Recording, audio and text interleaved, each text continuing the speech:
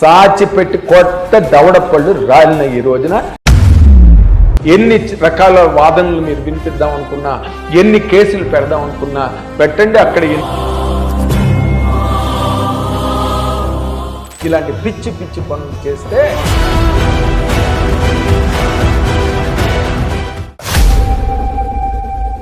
Hit TV అభిమాన ప్రేక్షకులకు స్వాగతం. నేను మీ నాగేంద్ర కుమార్.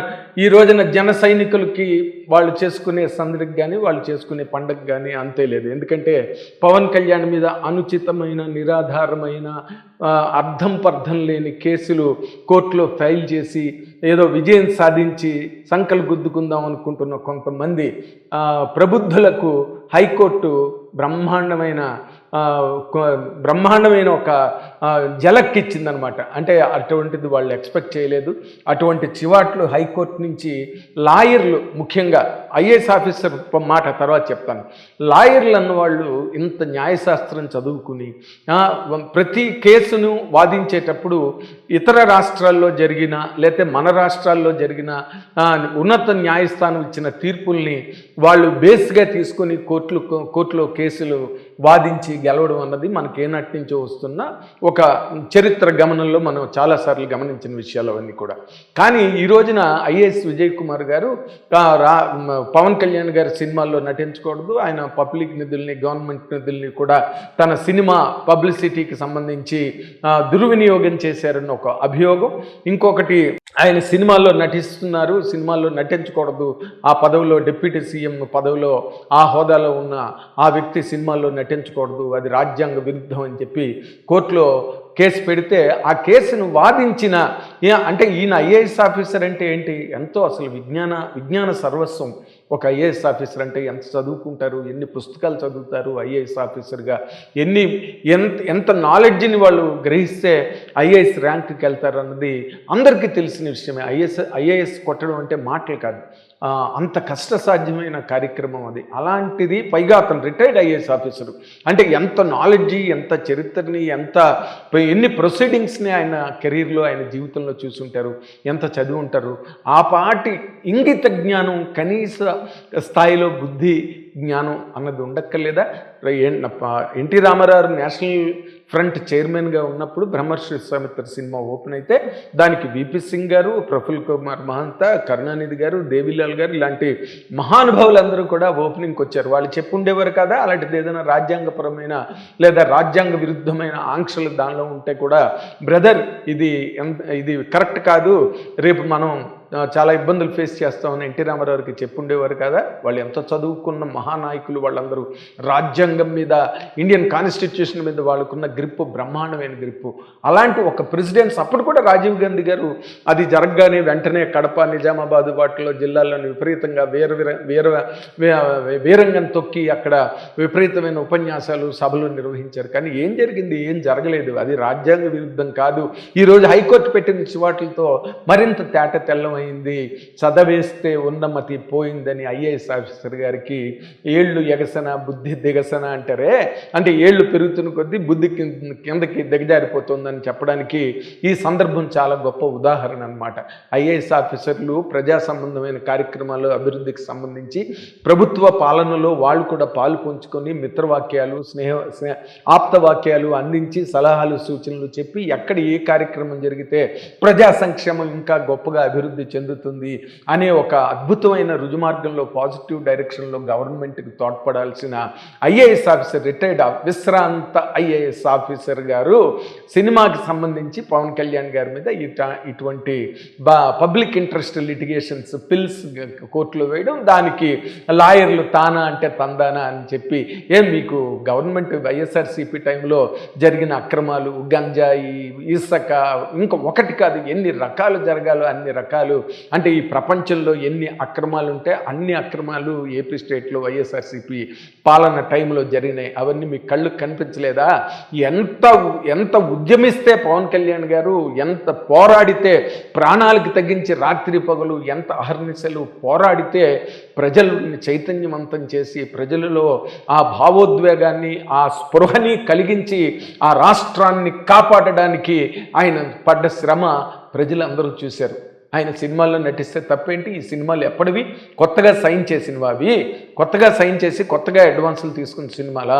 ఏనాడో ప్రారంభించిన సినిమాలు నిర్మాతలు అన్ని లాభ నష్టాలు బేరేజ్ వేసుకోకుండా పవన్ కళ్యాణ్ గారి డేట్లు ఎప్పుడు ఇస్తే అప్పుడే కంప్లీట్ చేద్దాం అనుకునే ఒక పట్టుదలతో నిలబడి సినిమాలని కంప్లీట్ చేసి ఆ సినిమాలు ఇప్పుడు రిలీజ్కి వస్తున్నాయి, కొన్ని రిలీజ్ కాబోతున్నాయి, కొన్ని రిలీజ్ కావాలి. ఇలాంటి సందర్భంలో ఇదొక జరిగిన ఒక పరిణామ క్రమం. ఈ పరిణామ క్రమాన్ని అంతటినీ వదిలేసి అంటే ఆయన సినిమాల మధ్యలో ఆపేసి నిర్మాతలు నష్టపోయి అదా మీరు కోరుకునేది? ఆ డబ్బు ఎక్కడ తద్వారా పవన్ కళ్యాణ్ గారు సముపార్జించిన ఆ డబ్బు ఆ పారితోషికాలని ఎక్కడ పెట్టారు? ఏం చేశారు? ఆయన ప్యాలెస్లు కొనుక్కున్నారా? ఏరోప్లేన్లు కొనుక్కున్నారా? ఏం కొనుక్కున్నారు? లేకపోతే బెంగళూరులో పెద్ద పెద్ద ప్యాలెస్లు కట్టించుకున్నారా ఆ డబ్బులు పెట్టి? అదంతా మళ్ళీ ప్రజా కార్యక్రమాలకు సంబంధించి ఆయన పోరాటానికి ఆయన వెన్నంటి వచ్చిన కోట్లాది మంది జన సైనికుల సాక్షిగా ఆ కార్యక్రమాల్లో ఖర్చు పెట్టారు తప్పితే ఆయన స్వప్రయోజనాల కోసం వాడుకోలేదు. ఇది ఇలా ఉండగా పవన్ కళ్యాణ్ గారి ఫోటోలు లోపల పెట్టకూడదు, కార్యాలయాల్లో ప్రభుత్వ కార్యాలయాల్లో పెట్టకూడదని మరొక పిల్లు వేయడం జరిగింది. ఇవాళ ఏంటి, ఎప్పుడైతే చంద్రబాబు నాయుడు గారిని జైల్లో నిర్బంధించారో ఆ రోజు పవన్ కళ్యాణ్ గారు ఎంతో తెగింపుతో, చొరవతో, గుండె ధైర్యంతో, లక్ష్య శుద్ధితో, నిజాయితీతో ఆ రోజున జైలు దగ్గరికి వెళ్ళి ఆయన కూటమి బంధాన్ని ప్రకటించారో ఆ రోజే కార్యాలయాల్లో గోడల మీద ఫోటోలు ఏంటి, ఆయన గుండెల్లో ఉన్నాయి. చంద్రబాబు నాయుడు గారి గుండెల్లో పవన్ కళ్యాణ్ గారు ఫోటోలు, చిత్రపటాలు ఉన్నాయి. లోకేష్ బాబు గుండెల్లో ఉన్నాయి చిత్రపటాలు. అందుకే లోకేష్ బాబు గారు నా ఫోటో పెట్టేది ఎక్కడ, ముఖ్యమంత్రి గారు అండ్ పవన్ కళ్యాణ్ గారు, డాక్టర్ బిఆర్ అంబేద్కర్ గారి ఫోటోలు మాత్రమే ఉండాలని నిక్కచ్చిగా చెప్పి తన నిజాయితీని ఎక్స్ప్రెస్ చేశారు. ఆయన కాళ్ళకి దండం పెట్టారు వేదిక మీద. ఎంత గౌరవం, ఎంత అభిమానం, ఆయన పట్ల ఎంత అంకిత భావం. పవన్ కళ్యాణ్ గారు మీకు ఏదో మనకి ఫెమిలియారిటీ బ్రీడ్స్ కంటెంప్ట్ అంటారు, అంటే మీరు చదువుకున్న వాళ్ళు కాబట్టి ఇంగ్లీష్లో ఈ మాట చెప్పాను, familiarity breeds contempt. Pawan Kalyan మనకి రాజకీయ ప్రత్యర్థి కాబట్టి రాజకీయ ప్రత్యర్థి మీద ఎంత దిగజారి మాట్లాడినా పర్వాలేదు, దానివల్ల ఏమాత్రమైనా ప్రయోజనం మనకి రాకపోతుందా అనే ఒక దింపుడు కళ్ళెం ఆశ అంటారే, ఆ దింపుడు కళ్ళెం ఆశకి మీరు ఒడిగట్టినా కూడా దానికి హైకోర్టుకి కొన్ని నార్మ్స్, కొన్ని కోడ్స్ ఉంటాయి. అవి లాయర్లకు తెలియాలి. వాళ్ళు కూడా మర్చిపోయి ఆఖరిని పేటీఎం బ్యాచ్ లాగేమో, మీరు పేటీఎం బ్యాచ్లు ఏమో మాకు తెలియదు కానీ, బట్ పేటీఎం బ్యాచ్లు ఏం చేస్తాయో అవే మీరు ఈ రోజున చేయడం జరుగుతుందని చెప్పడానికి ఏమాత్రం సందేహించనక్కర్లేదు. మీరెన్ని మాట్లాడినా, ఎన్ని రకాల వాదనలు మీరు వినిపిద్దాం అనుకున్నా, ఎన్ని కేసులు పెడదాం అనుకున్నా పెట్టండి. అక్కడ ఎన్ని కేసులు ఉన్నాయో మీరు ఆ కేసులు, అసలు ఆ పార్టీ నిండా కేసుల పార్టీ అది 100%. సూట్ కేసుల పార్టీ అండ్ కేసుల పార్టీ. ఆ పార్టీల మీద మీరు పెట్టండి, బోల్డ్ ఉంటాయి. ఇప్పటికే కోట్ల కేసులు ఉన్నాయంట. పనికొచ్చే కేసు, ప్రజలకు పనికొచ్చేది, కేసులు పెట్టక్కర్లేదు, ఒక ఉత్తరం రాస్తే చాలు. విపి సింగ్ గారు రాసేటప్పుడు రాజీవ్ గాంధీ గారు నీ ప్రాణానికి నష్టం కలిగే పరిస్థితులు అక్కడ ఉన్నాయి కాబట్టి ఒంటరిగా ఎక్కడికి పోవద్దని పెరంబూరులో ఆయన హత్య అయ్యే ముందు విపి సింగ్ గారు as the prime minister of this country letters పర్సనల్గా రాశారు. అలాంటివి ఒక ఎదుటి వాళ్ళకి ఒక శ్రేయస్సు కలిగి పరిపాలన ద్వారా ప్రజలకి అభివృద్ధి జరిగే కార్యక్రమాలకు సంబంధించి లేఖలు రాయొచ్చు, బహిరంగ లేఖలు రాయొచ్చు, లేకపోతే ఇంకోటి చెప్పొచ్చు. కానీ ఇలాంటి పిచ్చి పనులు చేస్తే హైకోర్టు ఏం చేసింది, సాచిపెట్టి కొట్ట దవడపళ్ళు రాలిన ఈ రోజున. అండ్ కోర్టు తాలూకా అమూల్యమైన కాలాన్ని దుర్వినియోగం చేసినందుకు దానికి ఆ మూల్యం చెల్లించాలి, దానికి తగిన డబ్బు కట్టాలి అని చెప్పి హైకోర్టు మాట్లాడడం అంతకన్నా లాయర్ వ్యవస్థకి, న్యాయవాద వ్యవస్థకి అంతకన్నా సిగ్గుచేటు మరొకటి లేదు. Thank you very much. Hit TV app, ఇందులో short news, live news, entertainment shows, movies, digital magazines తో పాటు మీ జిల్లా వార్తలను కూడా ఫ్రీగా చూడొచ్చు. ఇంకెందుకు ఆలస్యం, వెంటనే హిట్ టీవీ యాప్ ని డౌన్లోడ్ చేసుకుని ఫ్రీగా ఎంటర్టైన్మెంట్ పొందండి. Hit TV app. Hit TV app. Please download hit TV app. Hit TV app ని ఫ్రీగా డౌన్లోడ్ చేసుకుని ఎంజాయ్ చేయండి. మీకు నచ్చిన ఎంటర్టైన్మెంట్ కోసం హిట్ టీవీ యాప్ ని ఫ్రీగా డౌన్లోడ్ చేసుకుని ఎంజాయ్ చేయండి. హిట్ టీవీ యాప్ ని డౌన్లోడ్ చేసుకుని ఆస్వాదించండి, ఆశీర్వదించండి. ఇంతమంది సెలబ్రిటీలు హిట్ టీవీ యాప్ ని డౌన్లోడ్ చేసుకోండి అని చెప్తున్నారంటే ఎంత మంచి యాప్ ఆలోచించండి. అమెరికా అమెరికా అమెరికా అమెరికాలో చదవాలనుకునే వాళ్ళకి విశ్వసనీయమైన పేరు మన శౌర్య consultancy. UK Law 1 Year Masters. UK Law 1 Year Masters. 2 years work permit up to 5 years visa. Contact Saurya Consultancy.